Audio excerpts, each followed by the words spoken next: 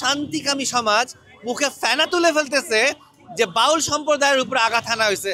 আরে বাচ্চারা, তোরা কোথায় যে পূজা দিস? এই যে আল্লাহকে নিয়ে কথা করা হয়েছে, ওইটা নিয়ে আপনার কথা বলতে খারাপ লাগে। আল্লাহকে নিয়ে ব্যঙ্গাত্মক কথা কেন বলছেন আমাকে একটু বলেন। দেখেন, আমি কিন্তু বাউল বিরোধী মানুষ না, সেই সাথে আমি ধর্ম বিরোধী কথা পছন্দ করব না। বাংলাদেশে বাউল সম্প্রদায় তো আজকে নতুন কিছু না, তাই না? লালন বলেন, বাউল বলেন বা ফোক শিল্প বলেন, এগুলো তো নতুন কিছু না।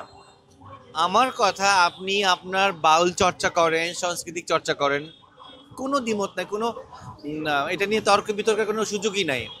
এটা বাংলাদেশের একটা ঐতিহ্য, হ্যাঁ, এটা একটা সাংস্কৃতিক পার্ট।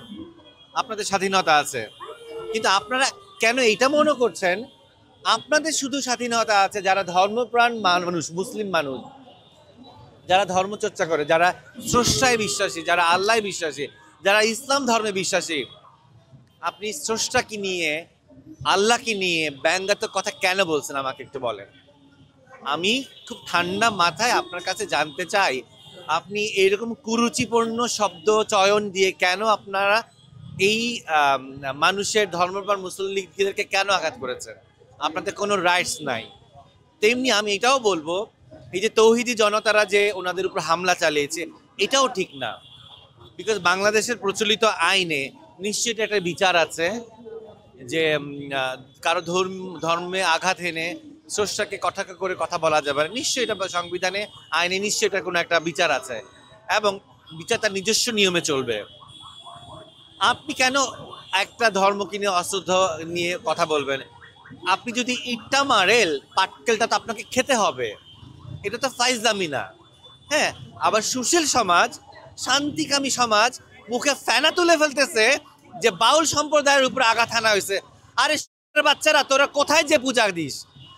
তোদের যদি নিজস্ব ধর্ম চিন্তাবাদ নাও থাকে, তুই তো আরেকজনের ধর্ম নিয়ে কথা বলতে পারে।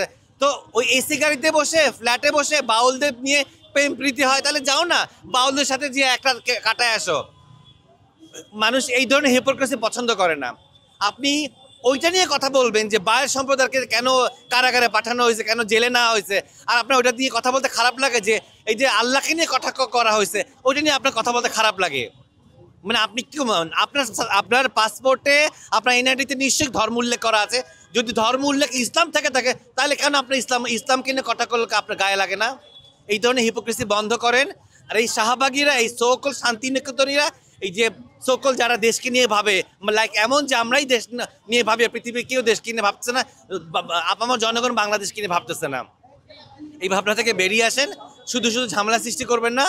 ধর্মপ্রাণ মানুষরা, মুসলিমরা তাদের ধর্মকে নিয়ে আছে, ভালো আছে, থাকতে দেন। শুধু শুধু এগুলো ভেজাল লাগেন না। আর আপনারা অবশ্যই সরি বলা উচিত। আপনি আল্লাহকে নিয়ে, স্রষ্টাকে নিয়ে এই কথা বলেছেন, অবশ্যই আপনার বাংলাদেশের প্রচলিত আইন অবশ্যই শাস্তি হওয়া উচিত। না হলে এটা পুনরাবৃত্তি চলতেই থাকবে, হইতেই থাকবে। এইটার অবসর এখানেই শেষ হওয়া উচিত। ধন্যবাদ।